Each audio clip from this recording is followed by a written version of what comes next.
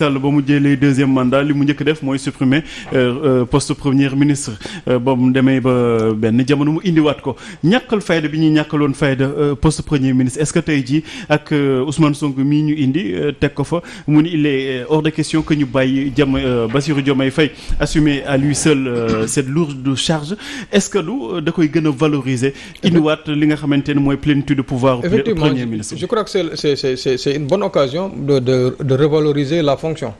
Parce que amoon na ay temps quand même comme Sarkozy le disait de l'autre là son ancien premier ministre là il disait collaborateur. Oui, Fillon voilà c'est mon collaborateur. ça lui avait pas plu mais am na nu muy demee tout dépend comment dirais-je la valeur du poste dépend de la personnalité de celui qui l'occupe. Qui l'incarne. Donc de celui qui l'incarne. Am na ñoo xam ne même fii au Sénégal on a eu des premiers yoo xam ne c'était des simples collaborateurs des assistants. Du président. Double bouton par exemple. Waaw voilà des doubles boutons. Si tu veux. Ouais. Mais on a aussi eu des véritables premiers ministres. Oui. Par exemple Idriss Seck il fut un premier ministre. Oui, Moustapha Niasse fut un premier ministre. Mais surtout man Idriss Seck moom il a été un premier ministre. Oui. Parce que Idriss Seck moo taxaw à l'Assemblée wax ne bon man je m'engage sur ces projets là. C'est les projets yi nga xam ne moom moo nekk ci discours de politique générale am. On lui pose des questions sur ce que les gens appelaient à l'époque les éléphants blancs du président. mu ne yooyu dama ci engagé wu ba si vous vous rappelez le président il l'avait appelé au téléphone. xam naa pour ne ko yow saa waay yow qu'est-ce qui se passe. Donc ça veut dire que c'est quelqu'un qui a une forte personnalité. Et puis je me rappelle aussi am na ay il y a des mots d'ordre qu'ils avaient donné. Ils avaient dit que quiconque perd son patelin en tant que élu local, tu perds les fonctions que tu occupes au niveau de l'État et poste de député wala affaire yooyu. Et je crois qu'il l'avait expérimenté avec Youssou Diagne qui était un de ses lieutenants. Absolument. Idriss Seck. Donc ça veut dire que c'est quelqu'un qui avait vraiment de l'envergure te loolu day jox comment dirais-je ça donne l'envergure au poste. Maintenant le risque nag mooy que su fekkee ne nag la personne là elle a une très forte personnalité. Ce qui était le cas de Mamadou Dia. Oui. Ce qui fait le cas d'Idriss Seck souvent fi muy mujjee aussi du neex. Je souhaite pas que ce soit le cas avec Ousmane Sonko mais je reviens encore à ce que j'avais dit ici hier matin man j'aurais voulu que Ousmane Sonko par exemple qu'il ne soit pas premier ministre pour l'instant. Compte tenu de tous les a priori négatifs yi nga xam ne nit ñi am nañ ko bon souhaitons que vraiment que les prédictions ne se réalisent pas. Mais j'aurais vu par exemple Ousmane Sonko nekk ci benn période de transition boo xam ne il va se consacrer au parti. Bon ensuite peut-être je sais pas nekk un ministre d'État directeur de cabinet du président de la République je sais pas quelque chose comme ça mais en tout cas un truc taillé sur mesure boo xam ne mën na leen permettre ñu am benn premier ministre boo xam ne qui va porter le projet nga xam ne day am double regard de ñoom ñaar double contrôle ñoom ñaar ñu mën ko contrôler à distance le temps de dissoudre peut-être l'Assemblée nationale et que moom mu nekk président moom mu nekk qu'il soit porté au perchoir nekk président de l'Assemblée nationale man schéma boobu la gënoon gis que schéma Bassirou Diomaye Faye Bassirou Diomaye Faye président de la République Ousmane Sonko premier ministre. Parce que ce qui se passe c'est un peu dafa xaw a kii tuuti parce que dans le parti c'est Ousmane Sonko qui est le président de Bassirou Diomaye Faye. Au niveau de l'État c'est Bassirou Diomaye Faye qui est le patron de Ousmane Sonko et je pense que d'ailleurs quand Bassirou Diomaye a été élu am na benn poste bu mu defoon où que les gens lui ont reproché quand il disait que nous avons été reçus ce matin par le président Macky Sall en présence du président Ousmane Sonko. Il y a des gens qui n'avaient pas compris cette expression-là parce qu'il disait que il pouvait pas y avoir deux présidents. Il faut que mu am benn président. Ah mais démb journaliste RTS neen le président Ousmane Sonko donc.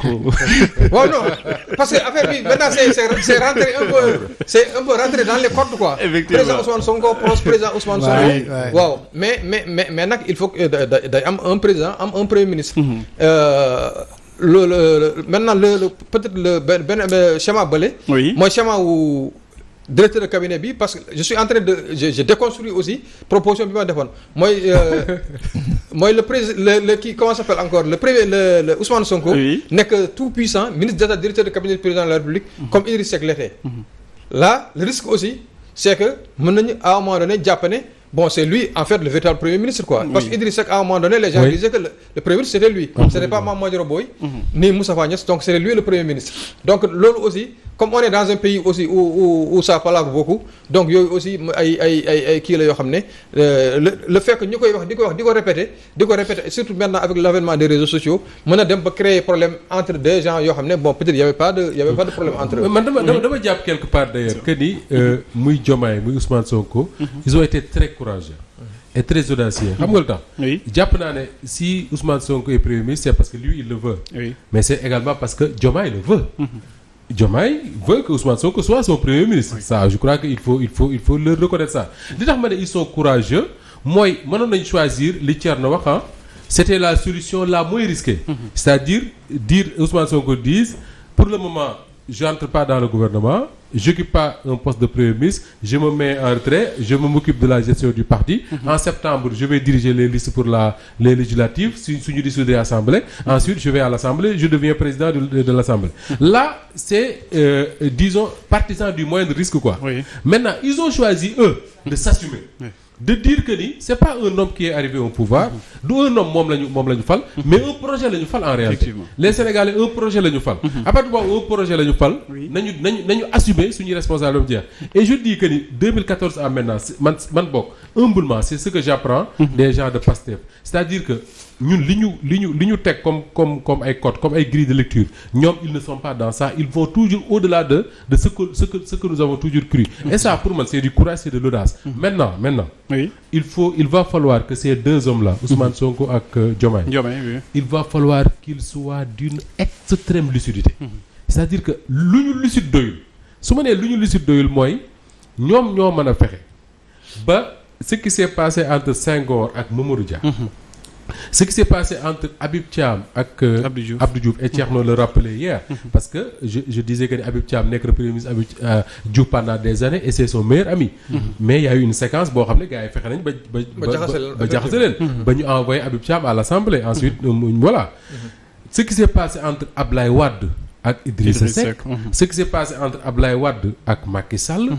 Il y en a beaucoup d'exemples que tu peux citer. Moo tax ma ne il va falloir que ces deux hommes-là nous fassent mentir à nous tous. C'est-à-dire que qu'ils soient d'une extrême lucidité qui ferait que quelles que soient les contingences, quel que soit lu mën a xew ci réew mi, quel que soit lu ñu mën a wax ci télé yi, quel que soit lu ñu mën a wax ci rajo yi, quel que soit lu ñu mën a bind ci réseaux sociaux yi, quelles que soient les visites nocturnes. Moustapha Diop qui va voir Ousmane Sonko la nuit wala Pape Makhtar qui va voir Diomaye la nuit ne ko man de dem kër Ousmane Sonko laa ndoge mais la wax yow dara baaxu ci boo deful nangam ak nangam. Quel que soit lu ñu mën a dégg. Qui reste lucide. Rester lucide mooy se dire le deal suñ ko mënee tuddee noonu c'est entre nous. C'est pas entre d'autres personnes. Tant que ça ne viendra pas, le coup ne viendra pas directement de toi, aw ma lu ma lay reprocher. Bu ñu ko defee pour man jàmmi Sénégal la njariñu Sénégal la. À partir de septembre peut-être le schéma mën na changer. Et je crois d'ailleurs c'est le reproche que Dia avait fait à Senghor. Oui. D'après ce qu'on a lu dans les livres d'histoire quand même. Parce que ils avaient convenu que ñoom seen contradiction il les règle en interne, c'est-à-dire il les règle au bureau politique. Au bureau du parti. Léegi nag quand mu am benn contradiction boo xam ne il voulait régler ça à l'Assemblée, Mamadou Dia s'est opposé. Moom moo yore woon la défense. La question c'est de la primauté du parti sur l'État ou la primauté de l'État sur le parti. Alors ñoom c'était entendu sur ça au départ.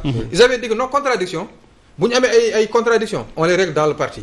Boobu c'était le système du parti unique. Mais Senghor a voulu régler ça au niveau institutionnel, au niveau de l'Assemblée.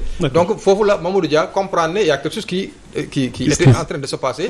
Et effectivement ça s'est passé comme ça s'est passé loo xam ne bon jarul ñu ci ñëwaat.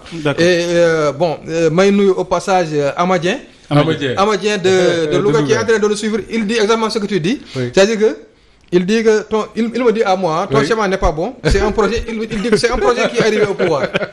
Il dit c'est un projet qui est arrivé au pouvoir. D'accord. Les personnes importent peu. Encore une fois, c'est un projet. D'accord. C'est ça qui est merveilleux avec ces débats-là. Voilà. Ce que tu es en train de dire, il y a des gens qui bien regardent sûr ñu ngi leen di nuyu bu baax a baax ñu ngi ci YouTube aussi di joxe seen contribution bu baax a baax. Alors Ayoba souvent dañuy naan le premier ministre dafay doxal vision au chef de l'État. Tey jii comme ni ñu koy rappeler projet la donc vision bi mën nañ jàpp ni projet bi ku ko bind tey jii propre vision am lay doxal mi Ousmane Sonko. moo ko gën a mën a doxal que n'importe qui pour man en tant que premier ministre puisque moom moo exécuté politique bu chef de l'État bi donc comme projet bi moom moo nekk ci kaw moom moo nekk ci boobu moo ko bindee tout je pense que poste bi c'est taillé sur mesure pour Ousmane Sonko maintenant nag am na ay craintes yu bëri yoo xamante ni ñoo ci mën a juddoo quand on sait Sénégal nu muy fonctionner ak nit ñi ni ñuy fonctionner et puis le plus dangereux pour man mooy système bi nga xamante ni moom la ñu fi fekk le système n'est pas encore mort système bi mi ngi fi. li Moustapha di wax ñi yey nopp Idrissa Seck ba jaxase koog Wade yey nopp Senghor ba jaxase koog jàpp moom mun nañoo yey nopp Diomaye.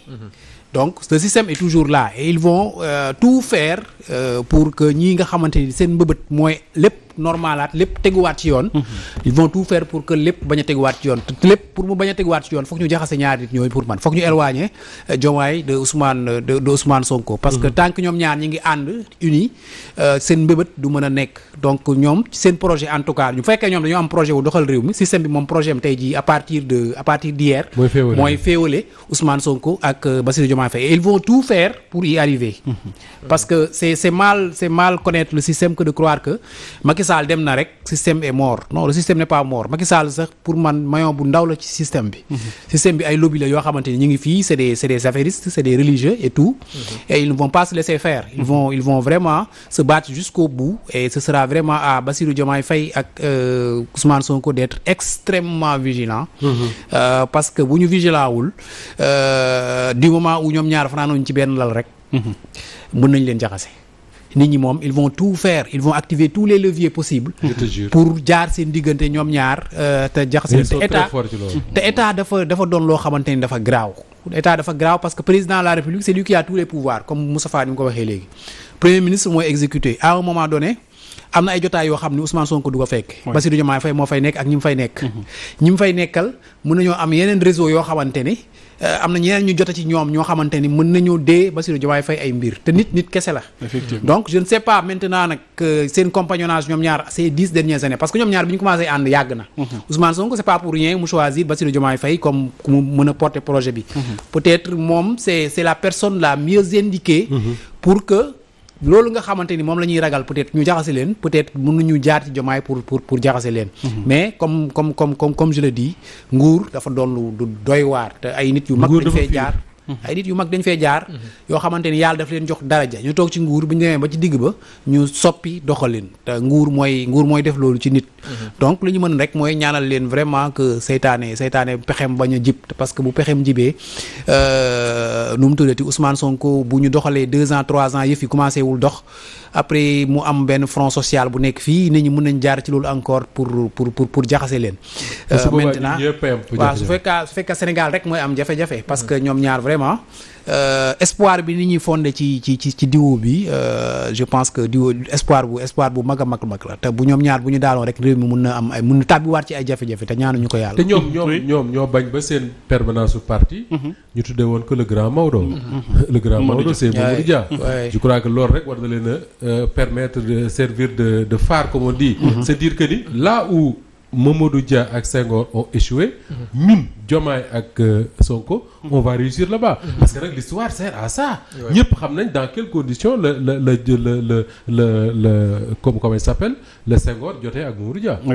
Ousmane Camara je le rappelle très souvent qui était procureur général bi ñuy àtte Mamadou Dia. mi ngi fii ci Ndakaaru. yàlla na ko yàlla may gudd fan ak wér fa ci kanam ak kanam. il est à Dakar. soo demee dans son livre il te raconte que ni keroog bi ñu taxawalee Dia devant la haute cour de justice moom procureur de la République il a refusé de requérir une peine contre Mamadou Dia. ba léegi requérir une peine contre Mamadou Dia. Et il disait que ni le problème de Dia c'était simplement Dia pensait que ni pour aimer Sénégal il faut aimer Dia. Parce que il aimait tellement le Sénégal que ni boo ko bëggul mënoo bëgg Sénégal. et yooyu je suis sûr que ni Ousmane Sonko là a lu ça. Je suis sûr que ni moom Diomaye Faye l'homme cultivé qu'il est il a lu ça. Et là ça doit leur servir se dire que ni ñoom seen génération nous sommes en 2024. li nga xam ne moom la tubaab yi wala système bi comme il dit doon naxe nit ñi en 1960. Oui. ba 1980. ñu koy continuer ak Ablaye Wade ba fii mais dafa toll un moment boo xam ne mais cette jeune génération de Sénégalais. mais loolu la ñuy xaar ci ñoom. loolu la ñu woote sax. loolu la ñuy woote d'être au-dessus de tout ça. suñ ko mënul nous serons tous déçus pourquoi sama xel di dem ci journaliste yi bu ñuy wax waxu seytaane ak jaxase.